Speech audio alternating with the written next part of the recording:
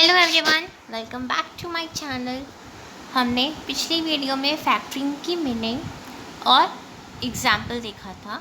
अब हम इस वीडियो में फैक्टरिंग के कैरेक्टरिस्टिक्स, एडवांटेजेस, डिसएडवांटेजेस और उसके टाइप्स देखने वाले हैं। So let's get started.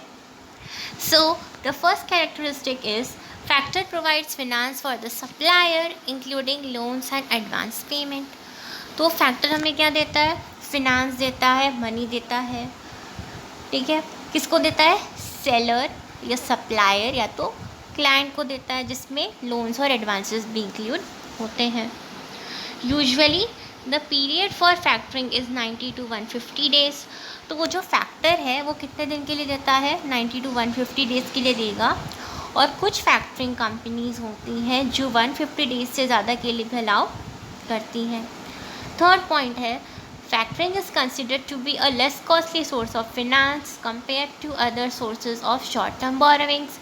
Factoring को less costly source of finance कहा गया है दूसरे सोर्स के कंपैरिजन से, क्योंकि दूसरे सोर्सेज में हमें इंटरेस्ट चार्ज हो सकता है उसमें ज़्यादा, और उस सोर्स को ढूंढने के लिए भी हमें एक्सपेंस करना पड़ सकता है। तो इसीलिए फैक्टरिंग एक चीपर सोर्स ऑफ फिनांस है।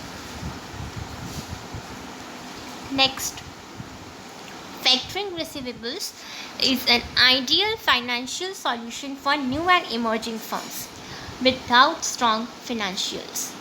मतलब फैक्टरिंग बहुत अच्छा सॉल्यूशन है किनके लिए?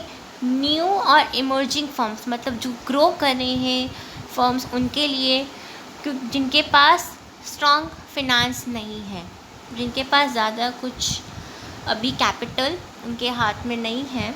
This is because credit worthiness is evaluated based on the financial strength of the customer. तो क्रेडिट वर्दीनेस कैसे इवेलुएट होता है? फिनेंशियल स्ट्रेंथ देखा जाता है, किसका? डेटर का। Hence these companies can leverage on the financial strength of their customers. तो ये कंपनीज फैक्टर से बोरो कर सकती है despite borrowing from other sources, क्योंकि अदर सोर्सेज में आपकी क्रेडिट वर्दीनेस के बहुत सारे फैक्टर्स होते हैं, और ये ग्रोइंग फर्म्स हैं तो इनको इमीडिएट कैपिटल चाहिए रहेगा, और वो फैक्टरिंग से ज़्यादा अच्छा कहीं से भी नहीं मिल सकता। नेक्स्ट पॉइंट है, credit rating is not mandatory for factoring. इसमें क्रेडिट रेटिंग वो लोग चेक नहीं करते, but the factoring companies usually carry out credit risk analysis before entering into the agreement. लेकिन उनको भी तो रिस्क है ही है, तभी वो एक क्रेडिट रिस्क एनालिसिस करेंगे कि उनका डेटर सही में पेमेंट करने की पोजीशन में है कि नहीं, जब वो एग्रीमेंट बनाते हैं तब। Factoring is a method of balance sheet financing. मतलब फैक्टरिंग एक ऐसा सोर्स ऑफ फिनेंस है जो बैलेंस शीट में रिफ्लेक्ट हम नहीं करते, मतलब बैलेंस शीट में वो शो नहीं करते हैं। So that's all about the characteristic of factoring. It is the most important topic of BCom और बीकॉम ऑनर्स, और ये एक बहुत बड़ा वेटेज कवर करता है, जिसमें आप उसकी मीनिंग्स, उसके एग्जाम्पल, उसके कैरेक्टरिस्टिक्स, उसके एडवांटेजेस, लिमिटेशंस और टाइप्स भी इंक्लूड कर सकते हो। So let's move to the advantages of factoring. So the first advantage include substitute for market credit.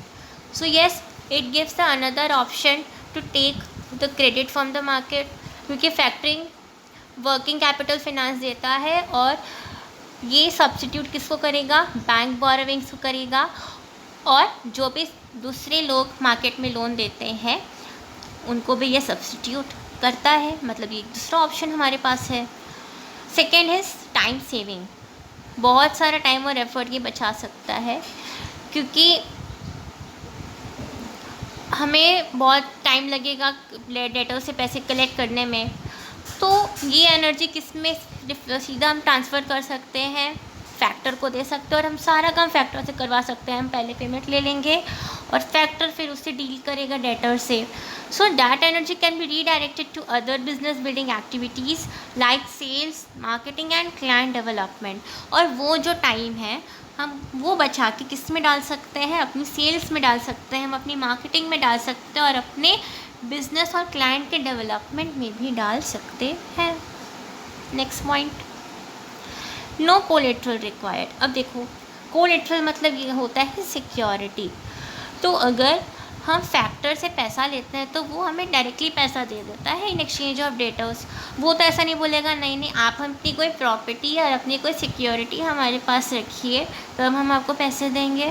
ठीक है, बैंक लोन्स में क्या होता है, वो एक कोलेट्रल मांगते हैं बट इसमें कोई कोलेट्रल नहीं चाहिए। Reduction in operating cycle time. With factoring, the average receivable collection period is reduced substantially, and as a consequence, the total operating cycle time of the client is reduced. This contributes to efficient working capital. तो मतलब जो पैसे हमें पहले चाहिए उस चीज़ को business में पैसे डालने के लिए वो टाइम हमें कम लगेगा, हमें जल्दी पैसे मिलेंगे और हम जल्दी अपना प्रोडक्शन करेंगे और हमारी ऑपरेटिंग साइकिल टाइम से होती रहेगी। लिक्विडिटी। सो लिक्विडिटी का मतलब होता है कि हमारे पास कैश इन हैंड कितना पड़ा है। So factoring helps the company to raise cash even up to 90% of the invoice value immediately after the sale. Sale के बाद से हम 90% तक हम वो कैश रख सकते हैं। 90% यहाँ पे 100% क्यों नहीं बोला गया, क्योंकि वो अपना एक डिस्काउंट भी तो कट करता है, एटलीस्ट तो 10% तो करेगा ही करेगा, इसीलिए we are considering here 90% of the invoice value. This builds the liquidity position of the client, और इससे क्या होगा हमारा लिक्विडिटी पोजीशन सेलर की उसके पास मेंटेन होगी। Next point is advisory services. चलो फैक्टर को तो हमने अपना डेटर दे दिया और वो बहुत सारे लेकिन एडवाइजरी सर्विसेज भी हमें दे सकता है, जैसे नहीं आपको डेटर को इतने टाइम के लिए पेमेंट देना है या इतने टाइम के लिए नहीं देना चाहिए। वो हमें बहुत सारी ऐसी एडवाइसेस दे सकते हैं जो हमारी बिजनेस के लिए ज़रूरी हो सकती है और इससे हमें हेल्प भी मिल सकती है। So here we are completing our advantages. Let's move to the disadvantages of factoring. चलो बहुत चीज़ों के एडवांटेजेस और डिसएडवांटेजेस दोनों होते हैं। तो now we discuss the disadvantages of factoring. The first one is high cost. So factoring provides immediate access to cash but this will come at a higher price as loans. कभी कभी क्या होता है कि ये तो लोअर कॉस्ट के लिए माना जाता है बट कभी कभी सिचुएशन ऐसी हो जाती है कि फैक्टर अपने रिस्क को देखते हुए अगर ज़्यादा रिस्की है तो वो कभी कभी हाई कॉस्ट भी चार्ज करता है। ओके, तो मतलब फैक्टरिंग कंपनीज यूजुअली की between 1% and 4% of receivable as their fees. तो यूजुअली वो 1% से 4% अपना फीस चार्ज करेंगे, लेकिन उसके साथ साथ वो एक एक्स्ट्रा इंटरेस्ट भी चार्ज कर सकते हैं। Adverse relationship with customers. अब देखो सेलर फैक्टर से पैसे ले लेता है और फिर बायर किसको पेमेंट देगा, फैक्टर को देगा। तो फैक्टर जब कस्टमर से डील करेगा तो ये एक एडवर्स रिलेशनशिप भी क्रिएट कर सकता है। वो अब कैसे डील कर रहा है, वो किस टोन से बात कर रहा है, किस तरीके से पैसे मांग रहा है, तो एक एडवर्स ख़राब रिलेशन हमारे कस्टमर्स के साथ हो सकता है और अपने कस्टमर्स को हम खो भी सकते हैं। So it can lead to nil और decrease sales by the customers and this may also upset the customers, जैसे कि इस लाइन में लिखा हुआ है लास्ट लाइन में। Third point is potential change in business practices. A factor may insist on changing business strategies and interfere in the working of the business and may even recommend cutting off certain customers. अब देखो वो advisory services तो देगा, ज़रूरी नहीं कि सारी services सारी जो एडवाइस उसकी हमारी बिजनेस के लिए है वो एप्रोप्रिएट हो। क्या पता वो हमारे पॉलिसी के अगेंस्ट में भी जाके कुछ एडवाइसेस दे सकता है और वो उससे हमारे बिजनेस कि पॉलिसीज़ में ज़्यादा चेंज आ जाए। जैसे इसमें दिया हुआ है कि इट में recommend cutting of certain customers, तो क्या पता वो कुछ कस्टमर्स को हटाने की बात करें। So this highlights the necessity of ensuring that the businessman chooses to work with such a lender who understands his business and is interested in its growth. तो वो ऐसे बिजनेस के एडवाइसेस लेगा जो उसके बिजनेस को समझे और उसके ग्रोथ में इंटरेस्ट रखे। फैक्टर कभी कभी वो इसके अगेंस्ट में भी जा सकता है। So these are the disadvantages of factoring. Now let's move to the last topic but not to the least, types of factoring. अब हमने बेसिक कंसेप्ट पढ़ा कि बायर जो है वो फैक्टर को पेमेंट देता है। अब बहुत सारे केसेस में इसमें अलग अलग रूल फॉलो होगा, लेट्स वी डिस्कस। पहला है recourse and non recourse, second one is disclose and undisclosed factoring, third is domestic and export factoring, and fourth is advance and maturity factoring. Let's discuss it one by one. So पहला है recourse factoring और non recourse factoring. So in this type of factoring the factor does not take on the risk of default. Okay, अगर debtor payment नहीं करता है तो वो risk किस पे जाएगा, फैक्टर पे नहीं जाएगा. If the debtor fails to repay the invoice, the liability falls on the business firm itself. तो वो किस पे ही जाने वाली है, liability business firm पे ही जाने वाली है. नॉन रिकोर्स फैक्टरिंग में क्या होगा, the liability of bad debt remains with the factor. और वो bad debt की liability किस पे रहेगी, फैक्टर पे ही रहेगी. And they cannot reclaim the money from the business in case the debtor defaults. तो वो वापस से क्लेम नहीं कर सकता बिजनेस से अगर कोई डेटर डिफ़ॉल्ट करता है. तो इसमें कंपनी के लिए कौन सा बेनिफिशियल हो जाएगा, रिकोर्स फैक्टरिंग या non recourse factoring? Yes, non recourse factoring. Next, the type on the basis of disclosure. तो डिस्क्लोजर मतलब होता है सामने लाना. हम क्या सामने लाएंगे, फैक्टर को. तो डिस्क्लोज फैक्टरिंग में क्या होगा, when the factors name is mentioned in the invoice by the debtor. अगर डेटर के सामने हम अपना फैक्टर का नाम लेके आते हैं और डेटर को पता है कि भाई मुझे इसको पैसे देने हैं और इनवॉइस में उसका नाम लिखा है, तो वो होता है हमारा डिस्क्लोज फैक्टरिंग. और अनडिस्क्लोज फैक्टरिंग में क्या होगा, the name of the factor is not mentioned. इसमें हमारा फैक्टर का नेम मेंशन नहीं होगा और डेट किसको रिपे हो जाएगा, बिजनेस को, और बिजनेस किसको करेगा, फैक्टर को. ओके, तो मतलब डिस्क्लोज है मतलब बाहर निकालना, open.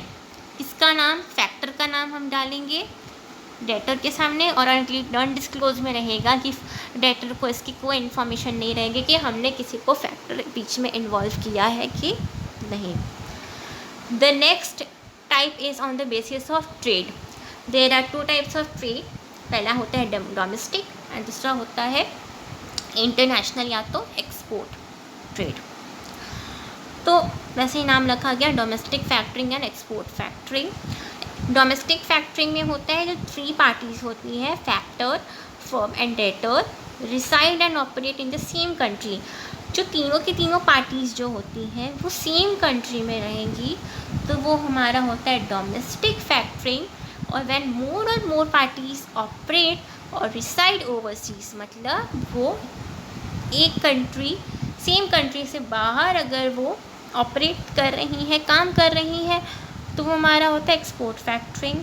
In export factoring there are 4 parties involve. Domestic में 3 रहेंगी और एक्सपोर्ट में 4. कौन कौन से, exporter, seller, importer, buyer. Exporter या सेलर, ठीक है, दोनों सेम ही है, इंपोर्टर या buyer. Export factor and import factor. इसमें एक फैक्टर होता है लेकिन इसमें एक्सपोर्ट का भी फैक्टर रहेगा और इंपोर्ट का भी फैक्टर रहेगा. सो इसके बारे में भी मैं एक शॉर्ट एंड सिंपल वीडियो डालूंगी जिसको हम, इस एक्सपोर्ट फैक्टरिंग को हम बोलते हैं forfaiting. Okay, now advance factoring. So advance factoring में क्या होगा, the factor gives the business and advance payment in exchange for the accounts receivable. जैसे एडवांस फैक्टरिंग में क्या होगा, जो डेट हमारी इनवॉइस पे है उस डेट के पहले अगर वो पेमेंट देता है तो होगा एडवांस फैक्टरिंग. और मैच्योरिटी फैक्टरिंग में क्या होगा, the factor makes the payment only on the date of maturity of the invoice. मतलब इनवॉइस पे जो डेट है उसी दिन अगर फैक्टर भी पेमेंट देता है तो that is called the maturity factoring. तो businesses opt for this method to insulate themselves from credit risk. तो बिजनेसेस ये मेथड क्यों चूज़ करेंगे, टू सेव देमसेल्फ, क्योंकि उन पर कोई फ़र्क ना पड़े क्रेडिट रिस्क का, इसीलिए. So that's for today. Thank you so much for watching this video. Like, subscribe and share for